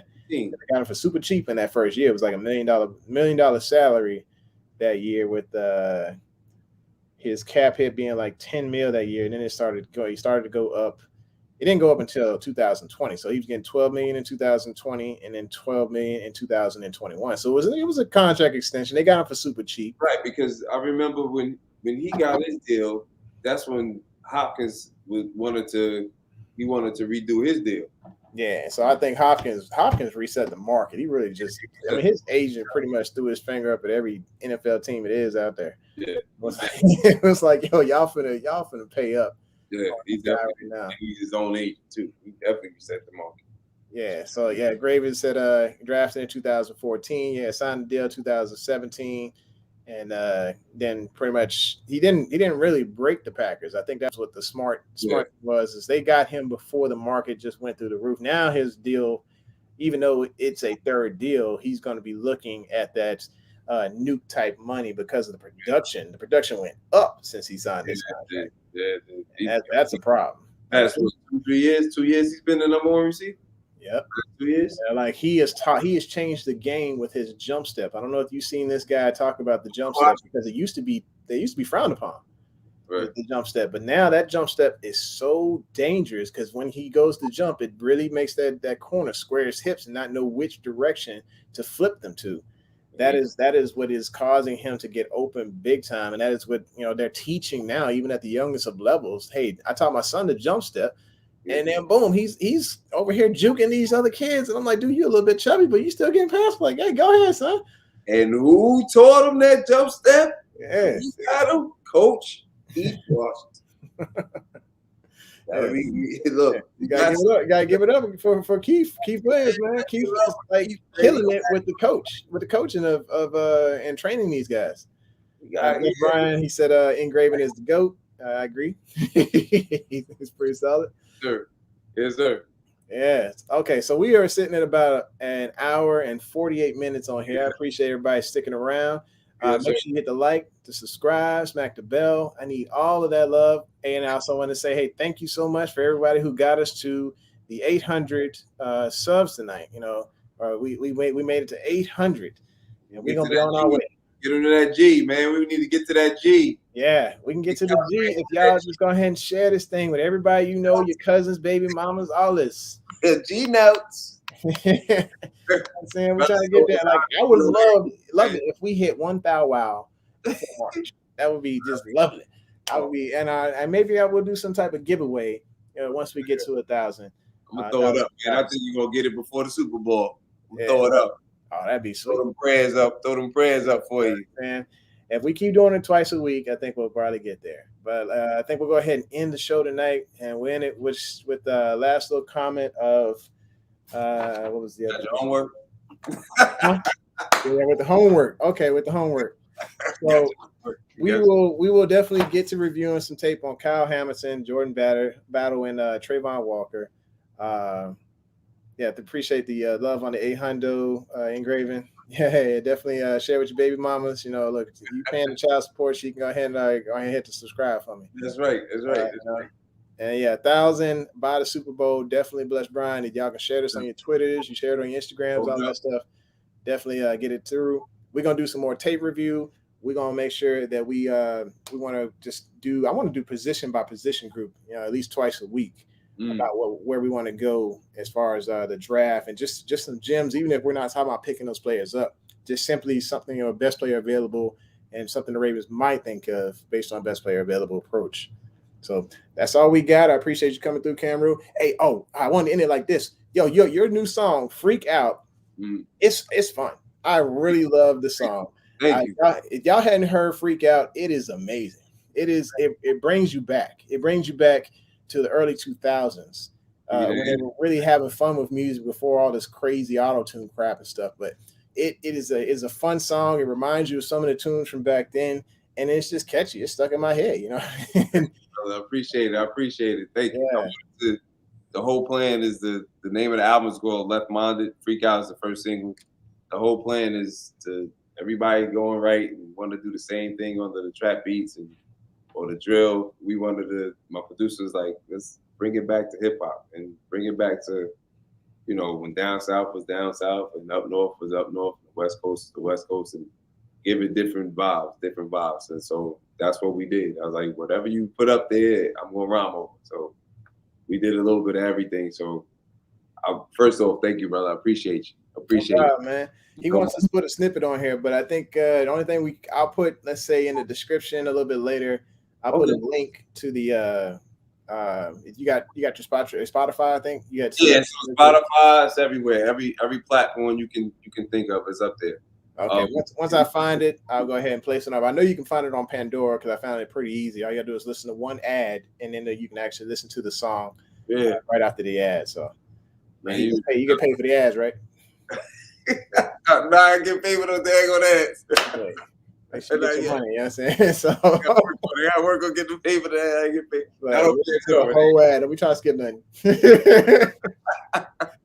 All right, man. Well, we got to bounce out. I just want to say thanks for coming through to the home of original sports perspective, from our couch to yours. Hey, this is the Couch Riding Raven, and this is Kam Ru. We signing out. 2 claps. Fade to black, baby. Y'all take care. Peace out. Peace. Bro, I'll talk to you soon, man.